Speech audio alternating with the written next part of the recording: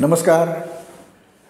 आपल्या या किल्ल्यांसंबंधी हेरिटेज इंडियाची ही जी व्याख्यानमाला आहे, आज आपण भूतलावरील अत्यंत आगळ्या धरतीचा आश्चर्यकारक अशा देवगिरी किल्ल्याचा परिचय करून घेणार आहोत. काही जणांना कदाचित हे देवगिरी नाव फारसं माहीत नसेल, पण मी मात्र सातत्याने याच नावाचा वापर करतो. दौलताबाद या नावाने हा किल्ला ओळखला जातो. मराठवाड्यातलं सर्वात महत्त्वाचं शहर औरंगाबाद. त्या औरंगाबादपासनं आपण जर वायव्येच्या दिशेला औरंगाबाद धुळे रस्त्यावर एक साधारणपणे 14-15 किलोमीटर गेलो की आपल्याला हा बुलंद, बेलाग, बळकट, अद्वितीय असा किल्ला बघायला मिळतो. या किल्ल्याचा इतिहास बराच प्राचीन आहे. म्हणजे अगदी राष्ट्रकुटांच्या काळापासून इथे काही ना काहीतरी स्वरूपाचं किल्ल्यासारखं बांधकाम हे होतं. दुर्दैवाने हे एवढं बांधकाम राष्ट्रकुटांच्या काळातलं, हे यादवांच्या काळातलं, हे बहमनींच्या काळातलं असं आपल्याला वेगळं दाखवता येत नाही. अभ्यासकांना ते कळतं, पण या अनेक सत्ता इथे नांदून गेलेल्या असल्यामुळे प्रत्येकाने आपापल्या दृष्टीने काही त्यात भर घातली आहे, काही जुनं बांधकाम काढून टाकलं आहे. त्यामुळे आपल्याला प्रदीर्घ काळ राजधानीसारखा किल्ला वापरला गेलेला किल्ला म्हणून या किल्ल्याचा आपण उल्लेख करणार आहोत. याचं एक वेगळेपण, मोहम्मद बिन तुघलक, दिल्लीचा बादशहा, त्याला बरेच वेळेला वेडा मोहम्मद असं म्हटलं जातं, पण त्याच्या इतका शहाणा बादशहा झाला नाही असं मला वाटतं. त्यांनी चलनामध्ये केलेल्या सुधारणा, दिल्लीवर सातत्याने इराणी अफगाणी आक्रमणं होत होती, त्यांच्यापासनं सुरक्षित राजधानी म्हणून साधारणपणे भारताच्या मध्यावर असलेल्या देवगिरीची राजधानी म्हणून त्यांनी केलेली निवड, या दूरदृष्टी असणाऱ्या राज्यकर्त्याच्याच आपल्याला ग्वाही देतात. त्यामुळे त्या काळात या किल्ल्याला सबंध हिंदुस्थानची राजधानी होण्याचा मान मिळाला होता. 2-2.5 वर्षच टिकला तो, पण बाकी अनेक किल्ले झाले. त्या किल्ल्यांना त्या प्रांतिक राजधान्यांचा दर्जा मिळाला. त्यांची साम्राज्य मोठी होती. पैठण सातवाहनांची राजधानी, पण सातवाहनांचं राज्य काही आसेतू हिमाचल नव्हतं. त्यामुळे सबंध देशाची राजधानी अल्पकाळ का होईना, क्षणभंगूर का होईना, या किल्ल्याच्या नशिबात होती. हे याचं वेगळेपण आहे. या किल्ल्याच्या संदर्भात जर तिथे कोणकोणच्या राजवटी होऊन गेल्या हे जर आपण पाहायचा प्रयत्न केला तर अगदी ढोबळमानाने आपल्याला त्याची एक यादी करता येते. राष्ट्रकूट त्यांनी केव्हा इथे पदार्पण केलं याची नोंद नाही, पण राष्ट्रकूटांनंतर यादवांच्या काळामध्ये 1187 ते 1294 अशी 107 वर्ष ही यादवांची राजधानी असणारा किल्ला आहे. यादवांचं राज्य आपल्याला माहिती आहे. रामचंद्रदेव यादव ज्या वेळेला होता त्यावेळेला अल्लाउद्दीन खिलजीचं आक्रमण झालं आणि दिल्लीपती खिलजी घराण्याची सत्ता इथे सुरू झाली. ती 1295 ते 1320 अशी साधारणपणे पाव शतक 25 वर्ष खिलजींचं इथे राज्य होतं. खिलजींनंतर दिल्लीमध्ये सत्ता बदल झाला आणि खिलजी राजवंशाच्या जागी तुघलकांची सत्ता आली. त्या तुघलकांच्या ताब्यामध्ये हा किल्ला होता आणि 1320 ते 1347 अशी 27 वर्ष हा किल्ला त्यांच्याकडे होता. त्याच काळात मी मगाशी जे म्हटलं की भारताची राजधानी व्हायचा मान याला मिळालेला होता. तुघलकांविरुद्ध त्या केंद्रीय सत्ता पुढे फारशा बळकट राहिल्या नाहीत. त्यामुळे मग दक्षिणेमध्ये बहमनी सुलतान हसन गंगू बहमनी यांनी एक नवीन राजवट स्थापन केली आणि त्या बहमनींच्या ताब्यामध्ये हा 1347 ते 1484 अशी 137 वर्ष हा बहमनींकडे किल्ला होता. त्यानंतर मग बहमनींच्या चिरफाड्या झाल्या, बहमनींच्या राज्याचे तुकडे झाले. निजामशाही, आदिलशाही, कुतुबशाही, बैदरशाही अशा त्या 5 शाह्या झाल्या. त्यामध्ये निजामशाहीच्याकडे हा किल्ला आला तो 1485 ते 1638, 151 वर्ष आणि शेवटच्या काळामध्ये निजामशाहीची राजधानी पण होता हा किल्ला. आधी त्यांची राजधानी जुन्नर किंवा शिवनेरी होती, नंतर नगरला ती राजधानी आली आणि नंतर ती देवगिरीला आली. मोगलांच्याकडे हा किल्ला होता. तो कालखंड फार प्रदीर्घ नाही आहे, पण तरी लक्षात घेण्याजोगा आहे. 1637 ते 1723 अशी जवळजवळ 86 वर्ष हा किल्ला त्यांच्याकडे होता. त्यानंतर मग या मोगलांचाच एकेकाळचा वजीर, त्याची नंतर दक्षिणेचा सुभेदार म्हणून नेमणूक झाली, तो चिनकिलीच खान म्हणजे निजाम उल मुल्क. त्यांनी या केंद्रीय सत्तेला झुडकारून दिलं आणि स्वतःची आसफ जाही राजवट इथे निर्माण केली. त्याला निजाम उल मुल्क पदवी असल्यामुळे हैदराबादचे सगळे नवाब हे निजाम नावाने ओळखले जातात. पण हे निजाम आसफजाही राजवटीतले आहेत आणि निजामशाही राजवटीतले हे निजाम वेगळे आहेत. ते निजामशाह आहेत, हा निजाम आहे आणि तो आसफजाही राजवटीत, असे 2 वेगळे आहेत. नावामध्ये गोंधळ होतो म्हणून हा मुद्दाम खुलासा केला. तर या आसफजाही राजवटीकडे 1724 ते 1748-49 असा त्याचा ताबा होता, जवळजवळ 24 वर्ष. मध्यंतरी 1750 ते 1780च्या या दरम्यानच्या काळामध्ये हा किल्ला साधारणपणे 25-30 वर्ष पेशव्यांच्या ताब्यामध्ये असलेला किल्ला आहे. त्यांच्याकडनं तो परत आसफजाही राजवटीकडे हैदराबादच्या निजामाकडे गेला आणि 1780 1948पर्यंत म्हणजे 168 वर्ष हा परत आसफजाहीकडे होता. म्हणजे या किल्ल्यावरच्या परक्या मुलखातल्या परधर्मीय सत्ताधीशांची 650 वर्षांची राजवट या किल्ल्याने अनुभवलेली आहे. इतका प्रदीर्घ काळ गुलामगिरी महाराष्ट्रातल्या अन्य कुठल्याही किल्ल्याला नाही आहे. या किल्ल्याची गंमत अशी, मागे एकदा आपल्या एका या दुर्गविषयक व्याख्यानातच मी म्हटलं होतं की दुर्ग शृंखला असते, दुर्गपुंज असतो, तसं एकूटवाणा आयसोलेटेड असे काही किल्ले असतात. त्यात हा देवगिरी नक्की आपल्याला समाविष्ट करता येईल. आजूबाजूचा सगळा पठारी प्रदेश आहे आणि त्यात एक मध्येच टेकडी साधारणपणे 200 मीटर उंचीची, आणि त्या टेकडीच्या आश्रयाने इथे एक किल्ला उभारला गेला. या किल्ल्याचं वेगळेपण असं आहे की ती टेकडी, त्याला तटबंदी स्वतःची आहे, त्याच्या भोवती खंदक आहे, ओला खंदक म्हणजे ज्याच्यात पाणी साठवलं जातं असा. त्याच्यानंतर मग कालकोट किंवा कालाकोट या नावाची तटबंदी आहे. मग कटक किंवा महाकोट अशी तटबंदी आहे आणि त्याच्याही बाहेर अंबरकोट ही जवळजवळ 4-6 किलोमीटर लांबीची तटबंदी आहे आणि असंख्य बुरुज, 45 बुरुज, 5 दरवाजे, त्यातले 5 दरवाजे हे वेशीसारखे आहेत आणि 2 छोटे दरवाजे आहेत. अशी प्रचंड मोठी तटबंदी ज्याला अंबरकोट असं म्हणतात. तर अंबरकोट नाव निघालं म्हणून मला या किल्ल्याशी निगडीत असणाऱ्या एका उत्तुंग व्यक्तिमत्वाचा तुम्हाला परिचय करून द्यायचा आहे. हा देशी माणूस नाही आहे, हा परदेशी माणूस आहे. मोहम्मद गावान हा बहमनींचा वजीर होता. अत्यंत कुशल आणि राज्य व्यवस्थापनावर प्रचंड पकड असणारा हा बहमनींचा वजीर होता. त्याच किंवा त्याच्यापेक्षा थोडा जास्त दर्जाचा एक वजीर निजामशाहीला लाभला आणि त्याचं नाव आहे मलिक अंबर.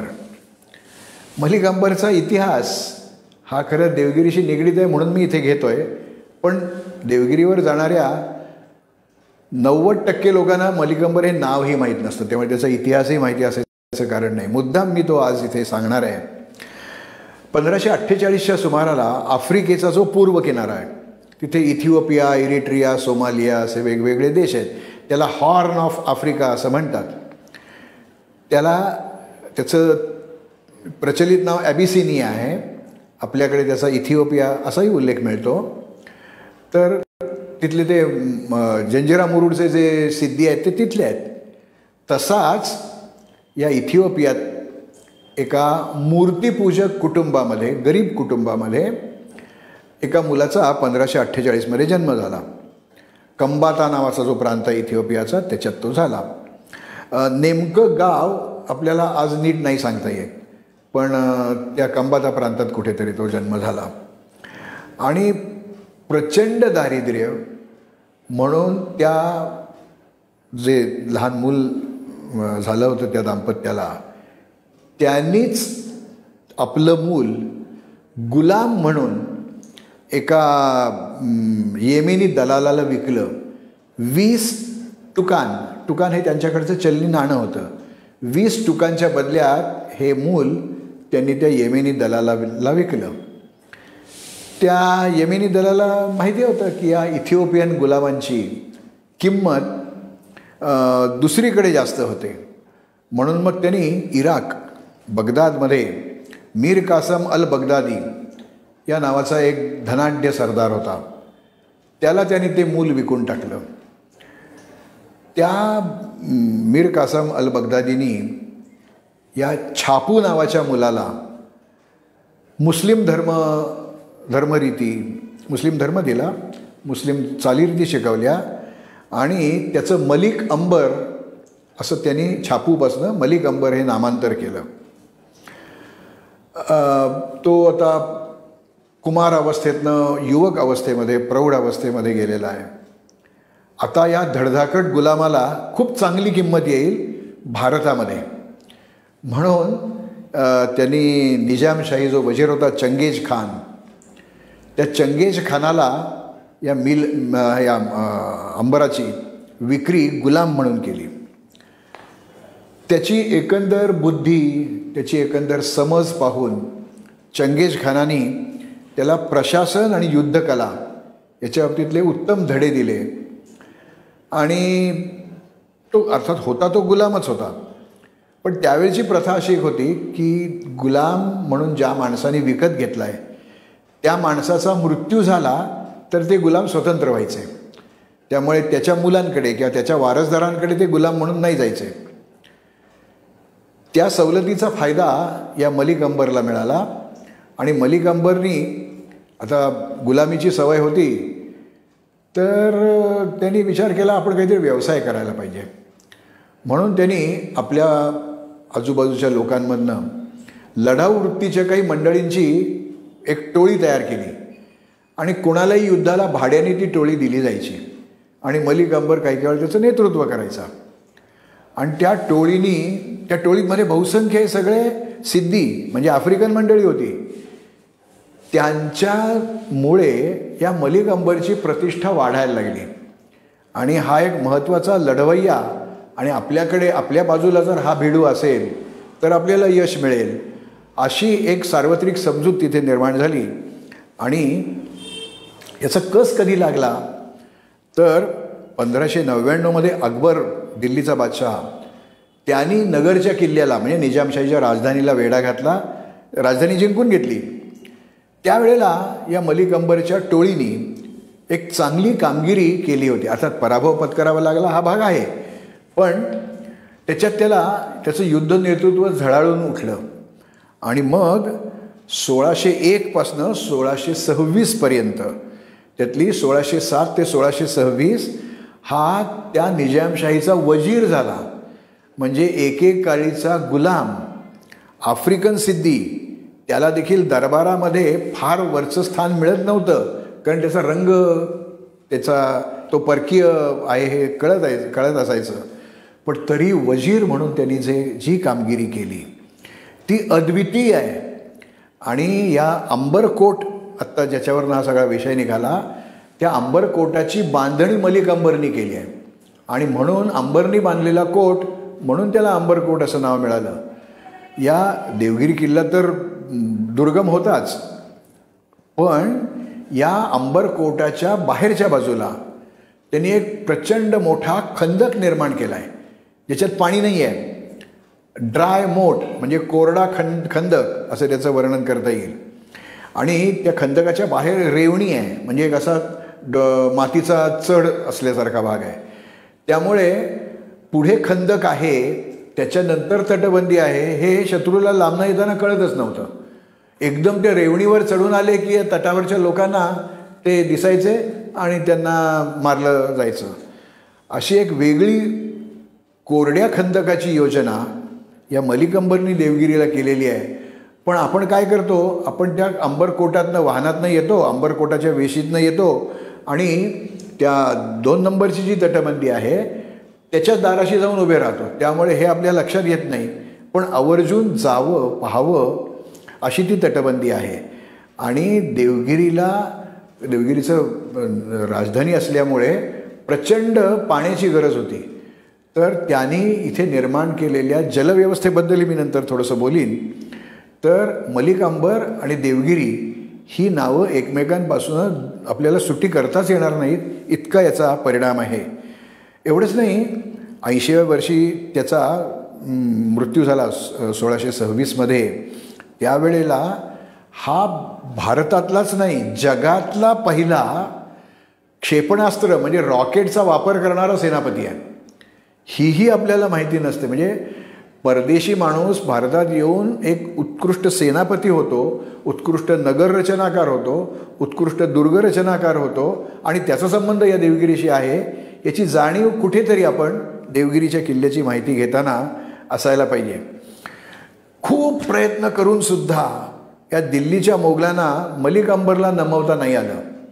त्यावेळेला या जहांगीर हा जो राजा होता म्हणजे अकबराचा मुलगा बादशाह होता दिल्लीचा, त्यांनी अनेक वेळेला प्रयत्न केले याचा आपण नायनाट करावा. पण एकतर नगरचा किल्ला आणि देवगिरीचा किल्ला असे एक अजिंक्य किल्ले आणि हा अजिंक्य सेनापती, त्यामुळे मलिक अंबरला संपवणं काही जमलं नाही या जहांगीराला. जहांगीराने काय केलं, त्याच्या पदरी एक अबुल हुसेन नावाचा एक चित्रकार होता. त्या चित्रकाराकडनं त्यांनी एक चित्र काढून घेतलं. कुणाचं? त्या मलिक अंबरचं. आणि स्वतः त्या चित्राच्या दुसऱ्या बाजूला उभा आहे, हातात धनुष्य बाण आहे आणि त्या धनुष्याला लावून जो बाण मारला आहे त्यांनी त्या मलिक अंबरचं मुंडकं उडवलं आहे असं चित्र काढून घेतलं. म्हणजे दुधाची तहान ताकावर भागवणं असं ज्याला म्हणतात ते या इथे झालेलं आपल्याला दिसतं. त्यामुळे मलिक अंबरबद्दल मला थोडंसं बोलायचं होतं, ते मी बोललो आहे. आता हे जे एकात एक अशा तटबंदी आहेत, अंबरकोट, महाकोट, काळाकोट, परकोट, तर या अखंड नाही आहेत. म्हणजे मध्ये डोंगरी किल्ला आणि त्याच्या सगळ्या बाजूनी अशा 4 तटबंद्या, 3 तटबंद्या असं नाही आहे ते. तर त्याच्या एकाच बाजूला या सगळ्या तटबंदी आहेत.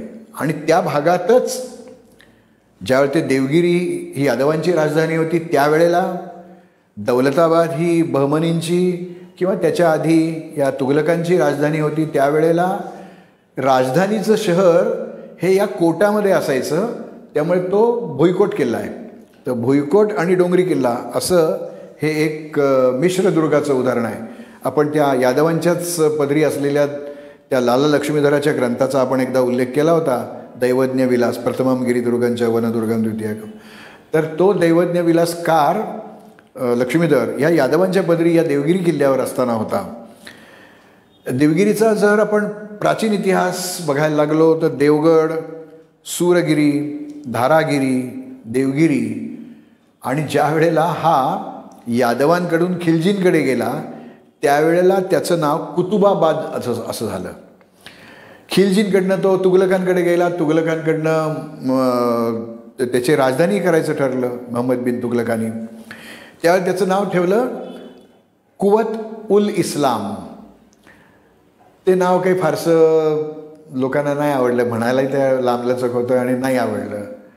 म्हणून आता ही तर देशाची राजधानी आहे, मग ही तर दौलत ए आबाद म्हणजे ते प्रचंड धनदौलत आहे असं म्हणून त्याचं दौलताबाद असं नामकरण झालं हे तुघलकांच्या काळामध्ये.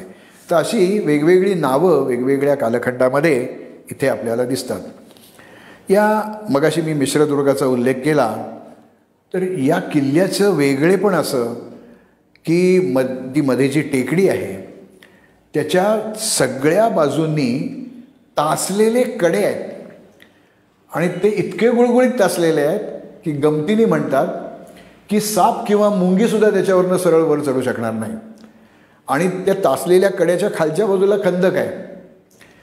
या खंदकाची निर्मिती राष्ट्रकूटांच्या काळात झाली होती का, यादवांच्या काळात झाली होती का, बहमनींच्या काळात झाली होती का, निजामशाहीच्या काळात झाली होती का, याच्याबद्दल वाद आहेत.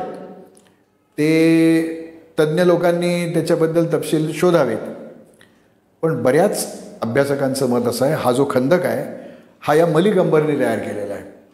आणि त्याच्या गमती जमती ते नुसत्या त्या खंदकावर आपल्याला तासभर बोलता येईल एवढी गंमत आहे त्याच्यामध्ये. एवढा वेळ मी घालवणार नाही आहे तुमचा, पण तरीसुद्धा तो खंदक, आणि खंदक जर ओलांडून जाता आलंच शत्रूला तर तिथे आतमध्ये एक भुलभुलाई आहे, अंधारी मार्ग आहे आणि भुयारी मार्ग आहे. त्याला मशालीचा बंगला असं त्याचं नाव ठेवतात. आणि कारण तिथे मशाल, ते गाईड लोक मशाल घेऊन आपल्याला दाखवतात. आता बऱ्याच लोकांच्या त्या मोबाईल फोनमध्ये बॅटरी असल्यामुळे त्याची गरज लागत नाही. आणि शिवाय पुरातत्व खात्याने तर भुयारी मार्ग टाळून बाहेरनंच एक रस्ता काढलेला आहे. पण अद्वितीय असं हे प्रकरण आहे. सर सिडने टॉय हा एक जगातला मोठा दुर्ग अभ्यासक आहे. Strongholds of India, fortified cities of India ही त्याची भारतातल्या किल्ल्यांबद्दलची काही पुस्तकं आहेत. आणि हिस्ट्री ऑफ फॉर्टिफिकेशन, ज्याच्यामध्ये त्यांनी फक्त युरोपियन दुर्ग बांधणीचा अभ्यास केलेला आहे, त्याच्यामध्ये हा सिडने टॉय असं म्हणतो, there can be no question that Daulatabad, म्हणजे आपण ज्याला देवगिरी म्हणतोय तो, both in design and construction was one of the most powerful and well preserved fortress of Middle Ages in existence. म्हणजे आजही ते तो किल्ला शाबूत आहे असं सिडने टॉय म्हणतो. आणि सिडने टॉय हा काय फार प्राचीन माणूस नाही आहे कोणी. अगदी 1940 सालाच्या सुमारात तो महाराष्ट्रात हिंडलेला आहे आणि त्यानंतर त्याची ती 2 पुस्तकं आलेली आहेत. आता मगाशी मी उल्लेख सुरुवात केली ती त्या राष्ट्रकूटांच्या काळात. राष्ट्रकूट याचं 9वे 10वे 11वे शतक, त्या काळामध्ये इथे लेणी निर्माण झाली आहेत. पण मंडळींना तास दीड तासच असतो. यायचं, तो किल्ला पाहायचा, ते उरापोटी तो डोंगर चढून जायचा, त्या अंधारी मार्गातनं जायचं आणि मग सगळं आपली एनर्जी संपते, उत्सुकता संपते, यंदा पुढचं वेरूळला जायचं ना आपल्याला पुढे, तिकडे असं ते एक बोज्जा केल्यासारखं लोक शिवतात ते. त्यामुळे राष्ट्रकूटांच्या काळातली लेणी पाहायला वेळच मिळत नाही लोकांना. राष्ट्रकूटांच्या काळातली लेणी इथे आहेत, अत्यंत सुंदर असे खांब त्याच्यामध्ये आहेत आणि ती लेण्यांची रचना वेगळीच आहे. लेणी म्हणूनही त्यांच्याकडे पाहायला हरकत नाही. आणि अगदी आत्तापर्यंत 1948 सालामध्ये सुद्धा त्या लेण्यांचा लष्करी चौकीसारखा उपयोग या हैदराबादच्या रझाकारांनी केलेला होता, हे आपल्याला तिथे जे काही पडलेल्या वस्तू आहेत त्याच्यावरनं कळतं. तर मी नेहमी देवगिरीचा उल्लेख करताना यादवांचा देवगिरी असा याचा उल्लेख करतो. जरी यादवांच्या काळात जेमतेम 100-107 वर्ष तो किल्ला होता, तरी देवगिरीला जी प्रतिष्ठा मिळाली ती या यादवांच्या काळामध्ये मिळाली. आणि त्यावेळचे त्यांचे जे प्रतिस्पर्धी होते ते वरंगळ, म्हणजे आत्ताचं आंध्र प्रदेश, तेलंगणा या प्रदेशातले काकतीय राजे, रुद्रदेव हा त्यांचा राजा होता. त्यानंतर गुजरातमधले चालुक्य होते, त्यांचं राज्य त्या दक्षिण गुजरातवर होतं. वाघेला हेही राजे गुजरातमध्ये, ते मध्य आणि उत्तर गुजरातचे राजे होते. माळव्याचे राजे होते परमार, कर्नाटकातले होयसळ आणि कोल्हापूर परिसरातले शिलाहार. हे सगळे यादवांचे प्रतिस्पर्धी आहेत. यादवांच्या साम्राज्याच्या सीमा या सगळ्या देशांना किंवा त्यावेळच्या राजवटींच्या प्रदेशांना लागलेल्या आहेत. आणि त्यातून यादवांनी या देवगिरीला आणि देवगिरीमुळे यादवांना एक बळकटी निर्माण करून दिली, स्वतःचं नाव निर्माण करून दिलं. म्हणून यादवांचा देवगिरी असं मी म्हणतो. आता सेऊणचंद्र किंवा भिल्लम अशा अनेक राजांची खरं नावं घ्यायला पाहिजेत. पण आपल्या दृष्टीने यादवांच्या राजवटीचा अखेरचा जो काळ आहे त्यातला राजा महादेव, कृष्णदेव, रामचंद्रदेव, या रामचंद्रदेवाचं तर ज्ञानेश्वरांनी एक फार सुरेख उल्लेख ज्ञानेश्वरीमध्ये 18व्या अध्यायात केलेला आहे. येथ यदुवंश विलासू जो सकळ कळा निवासू न्यायते पोशी क्षितिषू श्रीरामचंद्र. म्हणजे अत्यंत न्यायप्रिय असा हा रामचंद्रदेव आहे असं ज्ञानेश्वर त्याचं वर्णन करतायत. आणि बहुधा ज्ञानेश्वर माऊली या देवगिरीला येऊन गेले असावेत असं ज्ञानेश्वरीतल्याच 12व्या अध्यायामध्ये एक आपल्याला उल्लेख मिळतो. त्याच्यामध्ये शरीरामधली कुंडलिनी आणि डोंगरामधला हा अंधारी मार्ग यांची तुलना ज्ञानदेवांनी ज्ञानेश्वरीमध्ये इथे केलेली आहे. देवदेवळी परिवारू कोरुनी काढला डोंगरू, ते तो कुंडलिनी याचा टेंभा, अंधारी केला उभा, तया चोजविले प्रभा निमथावरी. तर प्रत्यक्ष गेल्याशिवाय कुंडलिनी जशी सर्पाकार आहे तसा हा मशालीचा बंगला किंवा ते भुयारी मार्ग, फसवा, बुलबुलैया आहे हे नाही तर लक्षात येणार नाही. नुसतं वर्णन करून नाही, तुम्ही त्या आता पुरातत्वखाने बाहेरचा जो रस्ता काढला आहे त्याच्यावरनं जर गेलात तर तुम्हाला ही देवगिरीची जी खासियत आहे जी अन्य कुठल्याही किल्ल्यावर नाही आहे. या गावापासून त्या गावापर्यंत भुयारी रस्ते होते असं आपण काहीतरी ते उगाच थापा मारलेले असतात त्या ऐकत असतो आणि सांगत असतो.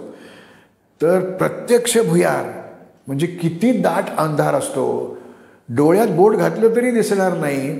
आणि त्या भुयारी मार्गाला परत कुठून तरी वारा येणारे टनेल्स आणि वाटतं अरे खरी वाट त्या बाजूला आहे पण आपण तिकडनं जावं तर तिथनं इतकं घसरडं केलेलं आहे की घसरून त्या बाहेरच्या खंदकातच आपण पोचू. असं जी गंमत आहे ती न अनुभवणं म्हणजे वेडेपणा आहे असं मला वाटतं. तर देवगिरीला जाऊन त्या अंधारी मार्गातनं जाताना येताना दोन्ही वेळेला किंवा किमान एकदा तरी हे करायला पाहिजे. या यादवांचं जे राज्य होतं ते महादेवापासनं रामचंद्रदेवापर्यंत इतकं वैभवाला पोचलं होतं की त्याचं वर्णन करताना पद्मभूषण, महाराष्ट्रभूषण, शिवशाहीर बाबासाहेब पुरंदरे त्यांना राहवलं नाही. त्यांनी जे वर्णन केलं यादवांच्या राजवाटीचं ते यादवांच्या पदरी असलेल्या विद्वानांना सुद्धा करणं जमलं नाही असं मला वाटतं. या यादवांच्या राज्यामध्ये कस्तुरीचा धुरळा उडायचा, अत्तराचं दव पडायचं, सोन्याचं ऊन पडायचं, रुपयाचं चांदणं आणि मोत्याचा पाऊस होता. असं वैभव या स्वातंत्र्य, विद्वत्ता, शौर्य याच्यामुळे देवगिरीच्या द्वारकेत यादवांचं गोकुळ नांदत होतं.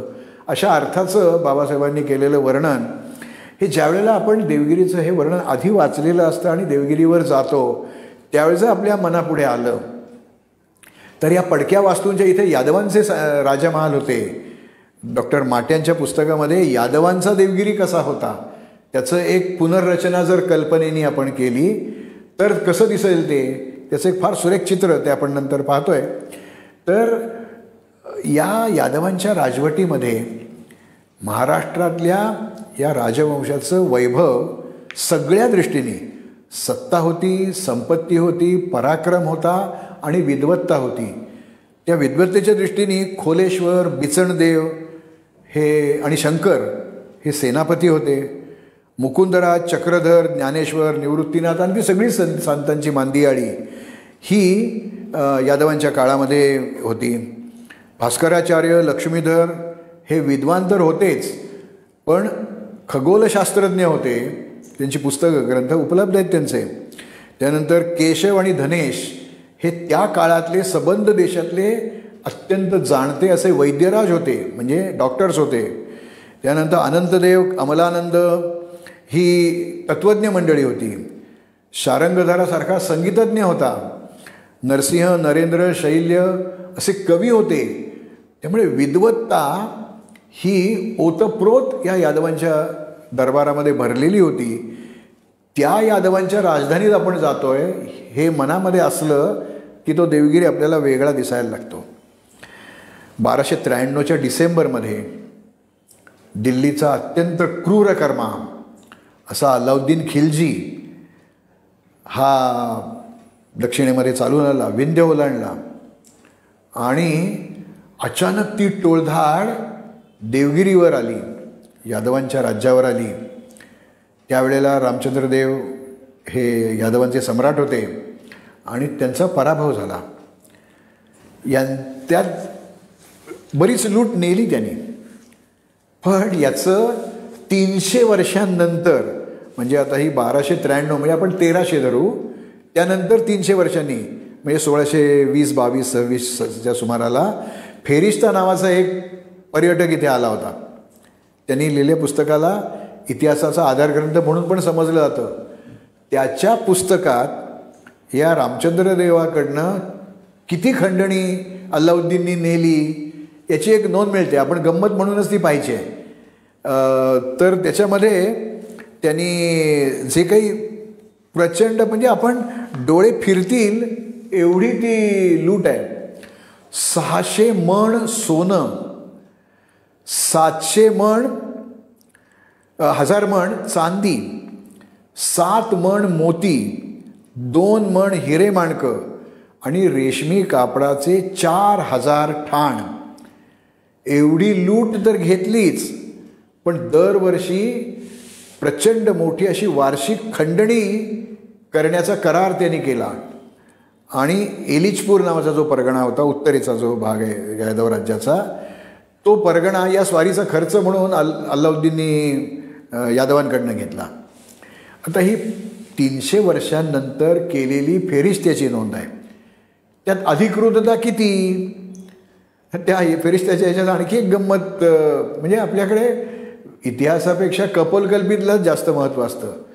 तर त्यात त्यांनी असं म्हटलं आहे की त्यावेळेला अल्लाउद्दीनचं आक्रमण येत आहे असं म्हटल्यानंतर भराभर या डोंगरी किल्ल्यावर मोठ्या प्रमाणात धान्य नेऊन साठवलं गेलं कोशागारामध्ये. आणि प्रत्यक्ष ज्यावेळी वेढा पडला खिलजीचा, त्यावेळेला असं लक्षात आलं की धान्य नाहीच, ही मिठाची पोती आहेत. ज्यांनी एखादं तरी पोतं उचलायचा प्रयत्न केला आहे त्याला मी म्हणतो ते जास्त पटकन कळेल. गव्हाच्या, ज्वारीच्या, तांदूळाच्या भरलेल्या पोत्याचं वजन आणि त्या पोत्यात ते धान्य काढून मीठ भरलं तर त्याचं होणारं वजन हे दुपटी तिपटीपेक्षा जास्त होतं. बरं, हे पोतं एका ठिकाणून दुसऱ्या ठिकाणी नेताना घाम येतो खूप, आणि त्या घामाच्या ओल्या भागामुळे पाठीच्या ते मीठ पण सरदटतं. आणि त्या हमालांना तरी कळलं असतं की आपण एवढं मीठ वाहून नेतोय, कारण त्यांना धान्याची पोती व्हायची सवय होती. आणि दुसरी गोष्ट, वर्षभर पुरेल एवढं धान्य जर मिठाने भरलं गेलं असेल तर एवढं मीठ आणलं कुठनं? तो काय कोकणातला प्रदेश नाही आहे की मीठ पिकवायचं मिठागरात आणि आणायचं. त्यामुळे बाजारातनं एवढं मीठ एकदम गायब झालं आहे, म्हणजे केवढी बोंबाबोंब झाली असती. तेव्हा त्या फेरिस्त्याने लिहिलेल्या गमती जमती आहेत, पण त्या गमती जमती आहेत ते काही अस्सल आहे असं आपण मानायचं कारण नाही. यादवांचा पराभव झाला हे निश्चित. त्यानंतर या रामचंद्र देवाला म्हणजे मांडलिकासारखंच त्याचं स्थान झालं आणि काही वर्ष त्यांनी खंडणी भरली. आणि नंतर 1303 त्यांनी खंडणी पाठवायचं बंद करायचं ठरवलं, बंद केली. अर्थात साहजिकच अल्लाउद्दीन खिलजी चिडला, कारण तो किती क्रूर होता, म्हणजे औरंगजेबाच्या सवयी तो क्रूर होता. त्यांनी आपला स्वतःचा सासरा आणि स्वतःचा सख्खा काका असणाऱ्या जलालुद्दीन खिलजीचा त्यांनी खून केला होता, कारण याला सम्राट व्हायचं होतं म्हणून, बादशाह व्हायचं होतं म्हणून. तर अशा त्या क्रूरकर्म्याला हे पटणं शक्य नव्हतं, म्हणून त्यांनी 1303 परत एक आक्रमण केलं आणि त्यावेळेला रामचंद्र देवाला धरून पण नेलं होतं. आणि नंतर मग त्याला परत सोडलं. त्या सगळ्या अपमानामुळे रामचंद्र देवाला मृत्यू आला. आणि मग शंकरदेव, आता या शंकरदेव नावाबद्दल बऱ्याच इतिहास संशोधकांना संशय आहे. तो भिल्लण होता का सिंगण होता, त्याचं नाव शंकर हे नाव नसावं असं काही, विशेषतः डॉक्टर ब्रह्मानंद देशपांडे त्याच्याबद्दलचं मत वेगळं आहे. पण त्याचा रामचंद्र देवाचा मुलगा इथे राजा झाला. त्यांनी परत खंडणी बंद केली. मग खिलजींनी मलिक काफूरला पाठवलं, याचाही पराभव झाला. मग यादवांचा जावई असणारा हरपाल देव यांनी राज्याची सूत्र हातात घेतली आणि त्यांनी पण नंतर खंडणी बंद केली. परत कुतुबुद्दीन मुबारक खिलजी, म्हणजे त्या अल्लाउद्दीन खिलजीचा मुलगा, तो त्याच्यापेक्षा सवयी क्रूर होता, तो इथे आला. त्यांनी या यादवांच्या हरपाल देवाचा पराभव तर केलाच, पण त्या हरपाल देवाला जिवंत त्याची कातडी सोलून ते प्रेत या देवगिरीच्या दारामध्ये टांगलं. तुमचा यादवांचा राजा, त्याची मी काय गत केली आहे पहा, आता माझ्या विरुद्ध जाऊ नका, असं कुतुबुद्दीन या खिलजीनी, मुबारक खिलजीनी हे केलेलं दिसतं. नंतर तुघलकांची राजवट, मोहम्मद बिन तुघलकाच्याबद्दल मी तुम्हाला मगाशीच थोडंसं बोललो. त्यांनी हे दौलताबाद नाव दिलं आहे. आणि देवगिरीतली असंख्य बांधकामं, कारण ती देशाची राजधानी करायची होती, संरक्षण क्षमता वाढवायची होती, त्यामुळे खूप नवीन बांधकामं त्यावेळेला इथे झाली. आणि राजधानीला हवा असा पुरवठा, जलपुरवठा हा होण्यासाठी अनेक जलस्थापत्य इथे राबवलं गेलेलं आपल्याला दिसतं. त्यानंतर मग हसन गंगू बहमनींची ती राजवट सांगितली. त्यानंतर मग चिनकिलीज खान, ते सगळं मी त्या एक एक गोष्टी सांगितल्या. या निजामशाहीच्या काळामध्ये मराठी इतिहासामधल्या 2 चटका लावणाऱ्या हकीकती या शिवकालाच्या आसपासच्या आहेत. शिवाजी महाराजांचा जन्म व्हायच्या आधीच्या काळातल्या, पण त्या निकटच्या काळातल्या आहेत. एक म्हणजे तो खंडागळ्यांचा जो हत्ती होता तो उधळला आणि दत्ताजी जाधवराव म्हणजे लखुजी जाधवरावांचे चिरंजीव म्हणजे जिजाबाईंचे ते भाऊ, त्यांनी त्या खंडागळ्यांच्या हत्तीला आवरायचा प्रयत्न केला. तर त्याचा राग काही मंडळींना आला. त्यातमध्ये संभाजीराजे भोसले होते, शहाजीराजांचे भाऊ. आणि मग त्या दत्ताजी संभाजींची लढाई झाली. त्यात ते दत्ताजीराव जाधव मारले गेले. हे सगळं कळल्यावर लखुजी जाधवराव बाहेर पडलेले होते, ते परत आले आणि त्यांनी त्या संभाजी भोसल्यांना तलवारीने मारलं. म्हणजे जिजाबाईंचं माहेर आणि सासर दोन्हीकडचा एक खंदा लढवय्या हा निष्कारण मारला गेला. आणि त्याच्या निजामशहानी हे सगळं मुद्दाम प्रकरण केलेलं असावं असे अनेक संशोधकांना संशय आहेत. तर ही मराठी इतिहासातली एक खूप दुःखद घटना आहे. ती देवगिरीच्या किल्ल्यात घडलेली आहे म्हणून मी सांगितली. दुसरी घटना आहे 25 जुलै 1629ची. ती खुद्द लखुजी जाधवरावांच्या संदर्भातली आहे, जिजामातेचे वडील. आणि ते आपल्या 3 मुलांना घेऊन निजामशाच्या दरबारात गेले होते. त्यांनी सगळं आधी ठरवलं होतं, कारण हे जाधवरावांचं प्रस्थ दरबारात फार वाढायला लागलं होतं आणि ते मुस्लिम सरदारांना मान्य होत नव्हतं. म्हणून भर दरबारामध्ये निजामशाह उठून आतमध्ये निघून गेला आणि ती सूचना होती. आणि मग त्या दरबारातले अनेक लोक तलवारी घेऊन या मुजरा करणाऱ्या लखुजी जाधवराव, त्यांचे चिरंजीव अचलोजी, रघोजी आणि यशवंतराव यांच्यावर चालून गेले आणि भर दरबारात त्यांचे खून केले गेले. ही दुसरी एक हकीकत या देवगिरीच्या. ही नेमकी जागा कोणची असं नाही आज आपल्याला दाखवता येत, पण जर त्या वास्तूंचा नीट अभ्यास केला तर खंदकाच्या अलीकडे उजव्या बाजूला एक जो निजामशाही महाल म्हणून आहे, त्याच्या पलीकडे दरबाराची जागा आहे. ती दरबाराची जागा हे आपल्याला तिथे गेल्यावर कळतं, पण 99% लोक तिकडे जातच नाहीत. त्यामुळे कदाचित ती घटना तिथे घडलेली असावी. तिथे निजामशाही महाल आहे, दरबाराची जागा आहे, पाण्याची चांगली सोय आहे, इतर इमारती आहेत. त्या भागात ही घटना घडलेली असावी. या किल्ल्याच्या संदर्भात बोलताना मी मगाशी त्या खंदकाचा उल्लेख केला. तो खंदक 4ही बाजूनी आहे खरं आहे, पण तो अखंड नाही आहे. तो 2 ठिकाणी तोडल्यासारखा झालेला आहे. म्हणजे खंदक न खणता तो मूळचा जो दगडी भाग आहे तो तसाच ठेवला गेलेला आहे. आपण जिथून त्या खंदक ओलांडतो त्या ठिकाणी एक भाग आपल्याला दिसतो दगडी. आणि मी त्या मगाशी राष्ट्रकूटांच्या लेण्याचा उल्लेख केला. या पुलापासून डाव्या बाजूला ती राष्ट्रकूटांची लेणी आहेत. त्याच्याही पलीकडे साधारण 1 किलोमीटर अंतरावर एक रासाई नावाची देवी आहे. नवरात्रात गेलं तर तिथे गर्दी असते, तर म्हणजे ती वाट पण त्यावेळेला आपल्याला पटकन सापडते. त्या रासाई देवीला जायला एक असा तिथे खंदक पुरा नाही केलेला, 2 भाग वेगळे आहेत. या खंदकाची गंमत अशी आहे की खंदकावर काही लोकांच्या मते काढता घालता येण्याजोगा पूल होता, जो नगरच्या किल्ल्याला होता. म्हणजे आता तो नाही तशा अवस्थेमध्ये, ब्रिटिशांच्या काळात तो खराब झाला. तर तसा पूल नव्हता असं आपल्याला देवगिरीवरचं जे देवगिरीच्या यादवांची माहिती देणारं जे पुस्तक आहे ब्रह्मानंद देशपांड्यांचं, त्याच्यामध्ये त्यांनी त्याची गंमत काय आहे ती सांगितली आहे. आपण त्या ज्यावेळेला आता आपण त्या दगडी पुलावरून जात पण नाही, आपण त्या लोखंडी सांगाड्याचा जो पूल आहे त्याच्यावरनंच जातो. तर मुद्दाम मी एकदा तिथे खाली उतरलो आणि त्या दगडी पुलावरनं जाऊन मग तिकडे वर चढून असा तो गेलो होतो.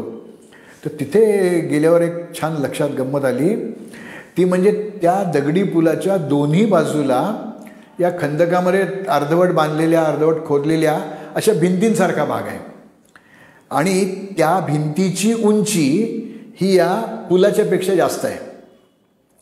त्यामुळे तो बंधारा बांधल्यासारखं झालं.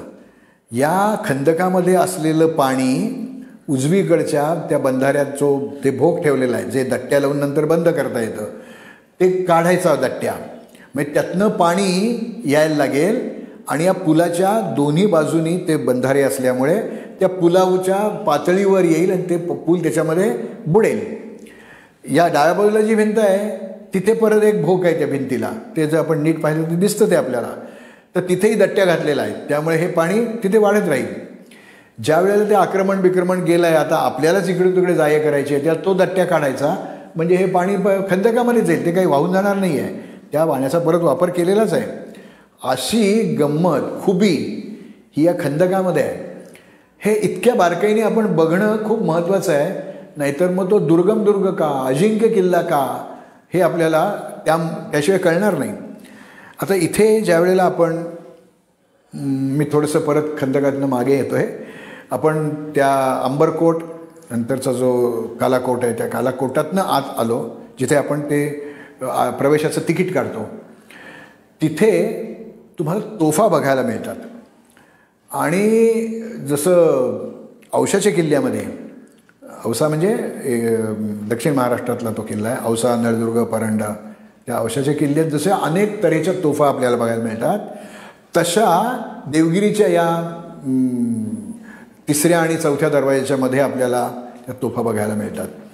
तिथे गरनाळा आहे, म्हणजे छोट्या तोफा असतात आणि त्या कधीकधी माणसाच्या खांद्यावरनं सुद्धा वाहून नेता येतील एवढ्या त्या छोट्या असतात.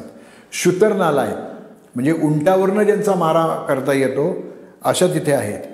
नंतर हत्तीवरनं फील नाला त्याला म्हणतात, हत्तीवरनं नेता येतील आणि हत्तीवर ठेवून त्यांचा मारा करता येईल अशा तोफा आहेत. एका तोफेवर तर जहाजाचं चित्र आहे, म्हणजे जहाजात ठेवून ज्याचा मारा करायचा असतो अशी. मग ती इथे खंदक आहे, त्या खंदकात काय होड्याबिड्या सोडणं अवघड आहे, कारण सुसरी, मगरी आणि विषारी पाणसाप त्यात सोडलेले असायचे. त्यामुळे पण त्या जहाजात तोफ, त्या चित्र असलेली एक तोफ तिथे आहे आणि छोट्या मोठ्या तोफा अनेक आहेत. आता आपण ते निजामशाही महाल ते सगळं सोडून ज्यावेळेला खंदकाच्या जवळ येतो, ते एक उंच बुरुज आहे. त्या बुरुजावर खूप लोक जाताना आपल्याला दिसतात. साहजिकच आपली पावलं तिकडे वळतात. त्याचे फायदे दोन, खालच्या कोटाचं उत्तम दर्शन होतं, खंदकाचं आणि वरच्या डोंगरी किल्ल्याचंही उत्तम दर्शन त्या बुरुजावरनं होतं. त्या बुरुजावर लोकांनी सारखा त्याला हात लावून प्रेमळ स्पर्शामुळे ती चकचकीत आहे. ती धातूची तोफ आहे, पंचधातूची तोफ आहे, तांब्याचं प्रमाण जास्त आहे. ते लालसर गुलाबी असा रंग त्याला आहे आणि त्याचं जे ज्या बाजूला तोफेतनं गोळा उडतो त्याच्या विरुद्ध बाजूला जे कोर्लेची किल्ल्याच्या आपण ते कुत्र्याचं तोंड असलेलं बघितलं, इथे मेंढ्याचं तोंड आहे. आणि त्या मेंढ्याच्या तोफेवर आपल्याला एक महत्त्वाचा लेख अंकित केलेला दिसतो. ज्या वेळेला मोगलांनी हा किल्ला जिंकला, म्हणजे खडकी गावाचं फत्तेनगर असं नामांतर झालेलं होतं आणि मग औरंगाबाद हे नाव औरंगजेबाने त्याचं केलं. त्यावेळेला त्या औरंगजेबाने हा देवगिरीचाही किल्ला मिळवला होता आणि मग आपलं नाव त्याच्यावर त्यांनी कोरून ठेवलं आहे. औरंगजेब ही खरं त्याची पदवी आहे बरं का. तर अबुल जफर मुहम्मद मुहिउद्दीन, आलमगीर, औरंगजेब, बादशाह, गाजी अशी अक्षरं त्या तोफेवर कोरलेली आहेत. तिथे मोहम्मद हसन असं एक नाव कोरलेलं दिसतं आणि कोणातली एक आयत कोरलेली आहे. तर तोफांवर असे अक्षरं अंकित करणं हे मोगलांनी बऱ्याच प्रमाणात केलं, ते इथे आपल्याला बघायला मिळतं. अत्यंत सुंदर तोफ आहे. मी बऱ्याच वेळेला तिथे गेल्यावर माझ्या एक प्रश्न मला अजूनही तो सतावतो की एवढी अवजड तोफ त्या बुरुजावर चढवलीच कशी, कारण त्याचा रस्ता जेमतेम माणूस जेमतेम जाईल इतक्या रुंदीचा आहे. आणि तो असा गोलाकार आहे, त्या वर्तुळाकार बुरुजाला असं तो आहे. त्यामुळे ती तोफ कशी चढवली असेल आपल्याला नाही सांगता येत, पण ती आज तरी तिथे आहे, म्हणजे ती केव्हा तरी वर चढवलेली होती. आता आपल्याला इथे एक अत्यंत महत्त्वाची वास्तू बघायला मिळते. सगळे लोक त्याला चिनी महाल असं म्हणतात.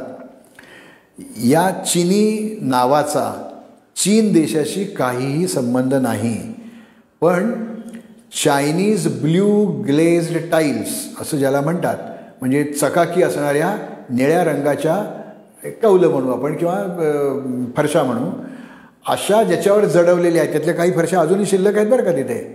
त्याला चिनी महाल असं म्हणतात. त्या भागात ते निजामशाही 2-3 महाल आहेत, त्यातला हा चिनी महाल, ज्याच्यावर निळ्या रंगाच्या फरशा काही अवशिष्ट स्वरूपात आहेत तिथे. मोठा आहे, छोट्याशा खोल्या पण आहेत त्याच्यामध्ये.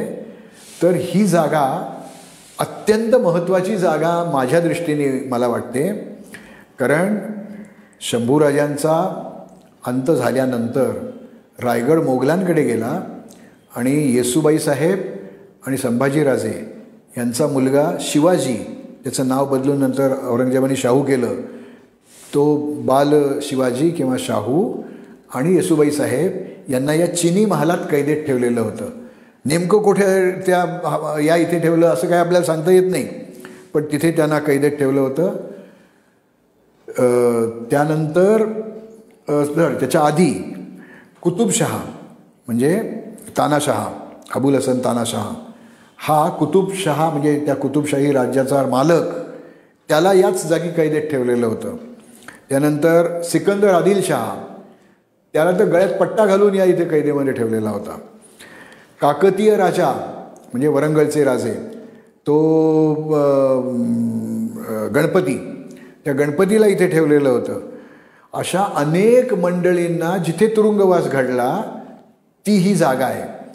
तर राजकैदी ठेवण्याची अत्यंत सुरक्षित आणि तरी देखील किल्ल्याच्या मुख्य भागाला त्यांचा काही फितुरीचा परिणाम होणार नाही अशा सुरक्षित जागी ते ठेवलेलं आहे. तर यानंतरचा आहे तो भुयारी मार्ग. 50 मीटर लांबीचा चढणीचा 3 टप्पे असणारा हा भुयारी मार्ग आहे. तिथे मशाली खोवण्याच्या पण जागा आहेत. असे वरच्या बाजूला माळ्यासारखे टप्पे आहेत. तिथे बसून मशाल घेऊन येणारा माणूस जर परका असेल किंवा त्याला त्यात संपवायचा असेल तर त्या वरच्या कप्प्यात बसलेला माणूस बरोबर त्याचा वेध घेऊन त्याला मारू शकतो. फसवे मार्ग आहे आणि तो सगळा भुलभुलैयाचा आहे. तर तो एकदा अनुभव घ्यायला पाहिजे. या भुयारी मार्गावर मात करणारा सगळ्यात शेवटचा जो भाग आहे, तिथे एक प्रचंड मोठा जाड असा पत्रा, लोखंडी पत्रा टाकलेला आहे. तो सरकवायची सोय आहे. तो इतका जड आहे की 2-4 माणसांना देखील तो सरकवता येत नाही, म्हणजे खूप जबरदस्त टीम घेऊनच ते सरकवावं लागेल. त्याच्यावर लाकडं पेटवायची आणि तो तवा गरम करायचा. म्हणजे चुकून भुयारातनंही शत्रू जर तिथपर्यंत आला तर त्याला तो तव्याला सरकवण्यासाठी हात लावायला लागेल. तो सरकवताच येणार नाही, तर आपल्याला तव्याला हात लावता येणार नाही. अशी एक फारसा पुरावा नसलेली पण दंतकथा प्रचलित आहे की लखुजी जाधवरावांनी याच्यावर मात करण्यासाठी पखालीतनं पाणी नेलं, ते तिथे फवारलं. आता ते दिसत नसताना कसं फवारलं हा भाग वेगळाच आहे. तो तवा गार केला, तो सरकवला आणि मग आत शिरून तो किल्ला जिंकून घेतला, अशी एक सांगितलं. पण त्या कागदोपत्री पुरावा आपल्याला काही मिळत नाही. याच्यानंतरची चढण आहे, त्या चढणीमध्ये एक आपल्याला अत्यंत अद्वितीय अशी परकीय बनावटीची वास्तू बघायला मिळते. त्याचं नाव आहे 12 दरी, 12 कोनाडे, त्याला 12पेक्षा जास्त आहेत कोनाडे किंवा दारं किंवा गवाक्ष, अशी ती 12 दरी आहे. लोक सांगतात शहाजहाननी बांधली. शहाजहान इथे येऊन राहिला होता, पण त्यांनी काय बांधलेली नाही आहे. मला तर नेहमी वाटतं ही मलिक अंबरनीच बांधलेली असावी, कारण मलिक अंबरने अशा तऱ्हेच्या वास्तू अनेक ठिकाणी बांधल्या. जुन्नरपासून एक 2-4 किलोमीटरवर हापूसबाग नावाची जागा आहे, हाफिजबाग आहे खरी ती, हापूसबाग. तिथे मलिक अंबरनी बांधलेला एक महाल आहे. औरंगजेब स्वतः लहानपणी राहिलेला आहे त्याच्यामध्ये. तर त्याच्या बांधणीमध्ये आणि या 12 दरीच्या बांधणीमध्ये खूप साम्य आहे. आणि ग्राउंड +1 असं याचं ते बांधकाम आहे. त्याला पांढरा रंग दिलेला आहे, त्यामुळे ते लांबून पण दिसतं आपल्याला. तर ती बारादरी ही मुद्दाम आवर्जून पाहावी अशी मध्ययुगीन एक इमारत चांगल्या अवस्थेतली आपल्याला इथे बघायला मिळते. त्याच्यानंतर आणखीन थोड्या पायऱ्या चढून वर गेलं की अगदी बालेकिल्ल्यातला जो सगळ्यात उंच भाग आहे, शिखर आहे, त्या शिखराच्या पायथ्याशी एक आपल्याला गुहा दिसते. आणि बऱ्याच वेळेला तिथे लोक थांबलेले असतात, कोणाच्या हातात हार, फुलं, नारळ, खडीसाखर असं काय काय असतं. तर तिथे लोक काय एवढं काय आहे तिथे, तर एकनाथ महाराजांचे गुरु जनार्दन स्वामी हे या किल्ल्याचे काही काळ किल्लेदार होते. आणि ते म्हणजे त्यांची किल्लेदारीची कामं झाली की तपश्चर्येला, तपसाधनेला जिथे बसायचे तो ओटा आहे. काहींच्यामध्ये त्यांची तीच समाधी आहे, काहींच्यामध्ये ती समाधी नाही आहे, समाधी दुसरीकडे आहे. पण जनार्दन स्वामींच्या संदर्भातलं एक स्थान हे आपल्याला तिथे बघायला मिळतं. मग असं मागच्या बाजूनी जाऊन त्या पायऱ्यांनी आपण अगदी माथ्यावर येतो. तिथे एक तोफ आहे, तिचं खरं नाव आहे धूळधाण तोफ. तिथं त्याच्यावर श्रीदुर्गा अशी अक्षरं कोरलेली आहेत, तेव्हा श्रीदुर्गा किंवा धूळधाण तोफ. तिचा पल्ला प्रचंड आहे, म्हणजे देवगिरीवर असणाऱ्या सगळ्या तोफातला सर्वात जास्त पल्ल्यावर मारा करणारी जी तोफ आहे ती श्रीदुर्गा किंवा धूळधाण तोफ आहे. असं हे सगळं पाहत पाहत आपण वाटेतली एक गंमत राहिलीच. त्या बारादरीच्या नंतर एक गणपतीचं मंदिर आहे. आता 650 वर्ष परक्या बुच शिकन म्हणजे मूर्ती फोडणाऱ्यांच्या ताब्यात हा किल्ला असताना इथे देऊळ कसं. तर मगाशी मी जे सांगितलं, पेशव्यांच्या ताब्यामध्ये, नानासाहेब पेशव्याच्या त्या कारकिर्दीत हा देवगिरी पेशव्यांकडे आलेला होता. त्यावेळेला त्यांनी या मंदिराची उभारणी केली. काहींच्या मध्ये ती माधवरावांनी केलेली आहे. पण ते देऊळ आजही तिथे शाबूत आहे. कारण नंतरची आसफजाही राजवट होतीच हैदराबादच्या निजामाची, पण तरी ते देऊळ अभंग अवस्थेमध्ये आपल्याला तिथे बघायला मिळतं. तिथे एक तटबंदी आहे आणि त्या तटबंदीतनं ज्याला आपण रॅपलिंग दोराच्या सहाय्याने उतरायचं असं जर काही तंत्र वापरून गेलो तर तिथे काही लेणी आहेत. म्हणजे पूर्वी त्याला जायला रस्ता बरा असेल, पण आता सध्या तो मोडलेला आहे. माकडांचा त्रास खूप आहे. मुंबईच्या पवईच्या IIT पवईच्या काही लोकांनी तिथे आतमध्ये जाऊन त्याचे फोटो काढून ते पुरातत्व खात्याला दिलेले आहेत. तर ती राष्ट्रकूटांच्या काळातलीच लेणी आहेत. आता मी मुद्दाम काही गोष्टी सोडल्या होत्या खालच्या कोटातल्या, त्यात कारण वेळ खूप जाणार आहे आणि त्याच्यात पण त्या लोकांनी बघायलाच पाहिजेत, बघतातच. एक आहे भारत माता मंदिर. 30-32 देवळं पाडून त्यातले खांब आणि आणखीन काही अलंकरणं बाजूला करून एका शून्यालयाची उभारणी तिथे झालेली होती. त्या मशिदीचं नंतर रूपांतर भारत माता मंदिरामध्ये झालेलं. आज भारत मातेची मूर्ती ते बघायला मिळते. प्रचंड मोठं पटांगण आणि किल्ल्यावर जाताना ही पाहिलीच पाहिजे अशी एक जागा आहे. दुसरी आणखी एक गंमत म्हणजे तिथे असणारा एक प्रचंड मोठा तलाव, हत्ती तलाव असं त्याचं नाव आहे. आणि लोक तिथले गाईड पण काही काळ सांगतात की हत्ती याच्यात आंघोळीला येत असत. कुठल्याही बाजूने एकदा का हत्ती त्यात उतरणं शक्यच नाही, उतरला तर तो परत बाहेर येणं शक्य नाही. असे उभे त्याचे ते भिंती आहेत आणि तो पायऱ्यांचा रस्ता इतका अरुंद आहे, माणूस देखील जरा घासतच त्या भिंतीला उतरतो. त्या हत्ती भिंती काही उतरत नाही. हत्तीसारखा मोठा आहे म्हणून त्याला हत्ती तलाव म्हणत असते. मलिक अंबरनी ते जे पाणी आणलं त्यावेळेला हे हत्ती तलावाची निर्मिती झाली आहे. आणि यादवांचं राजधानी असताना तिथे जी सरस्वती बारव नावाची एक प्रचंड मोठी विहीर आहे. बारव आहे म्हणजे त्याला टप्प्याटप्प्याने पायऱ्यान खालपर्यंत पाण्यापर्यंत जाता येतं. ती सरस्वती विहीर किंवा सरस्वती बारव ही पाहिलीच पाहिजे अशी एक ती जागा आहे. आणि एक आहे चांद मिनार. तर चांदमिनार कुठनंही आपण लांबनं देवगिरी पाहिला की तो चांदमिनार दिसतोच. देवगिरीच्या त्या डोंगरी भागाच्या निम्म्या उंची एवढा त्याची उंची आहे. तर जवळजवळ 100 मीटर उंचीचा तो स्तंभ आहे. आणि या गुजरातचा जो सुलतान होता 1435 अहमद शहा, त्याच्यावर मिळवलेल्या विजयाचं स्मारक म्हणून हा चांदमिनार उभारला गेला. 4 मजली आहे. प्रत्येक मजल्यानंतर एक गॅलरी आहे आणि त्याला सगळी परत ते चिनी निळ्या फरशा बसवलेल्या आहेत. आता पूर्ण नाही आहे. तिथे एक खालच्या बाजूला शिलालेख आहे आणि अल्लाउद्दीन बहमनीने तो चांदमिनार बांधला अशी ती माहिती आपल्याला बघायला मिळते. या देवगिरीच्या संदर्भात डॉक्टर मश्री माटे आणि डॉक्टर मोरवंचीकर या पुरातत्व संशोधकांनी तिथे काही उत्खनन केलं. त्याच्याबद्दलचा त्यांचा एक अहवाल पण त्यांनी प्रकाशित केलेला आहे. आणि मध्ययुगीन इतिहासाच्या संदर्भात देवगिरी किल्ल्यावर काय काय दिसतं त्या उत्खननामध्ये, तर त्यावेळेला मी पण एकदा तिथे गेलो होतो. 3 दिवस मी देवगिरीत मुक्कामच केला होता आणि सगळा देवगिरी उलटा सुलटा हा कोपरा तो कोपरा सगळा पाहिला होता. त्यावेळेला त्या उत्खननामध्ये एका भागामध्ये काहीशे तोफगोळे सापडले. काही घडवलेले होते, काही अर्धवट घडवलेले होते, काही फुटलेले होते. म्हणजे तोफगोळ्यांचं शेत, म्हणजे तिथे तोफगोळे बनवायची ती जागा असावी असं आपल्याला दिसतं. आणि तोफगोळा गोल कसा करतात याचा साचा पण तिथे आपल्याला बघायला मिळतो. त्यात तो बसवून कसा घडवला जातो तेही तिथे बघायला मिळालेलं होतं. या किल्ल्याबद्दल बोलताना एका वास्तूचा उल्लेख मला करायला पाहिजे. आपण जिथे ते अंबरकोट ओलांडून वाहनात बसूनच त्या महाकोटापर्यंत येतो, तिकीटं काढतो आणि मग किल्ल्यात जातो.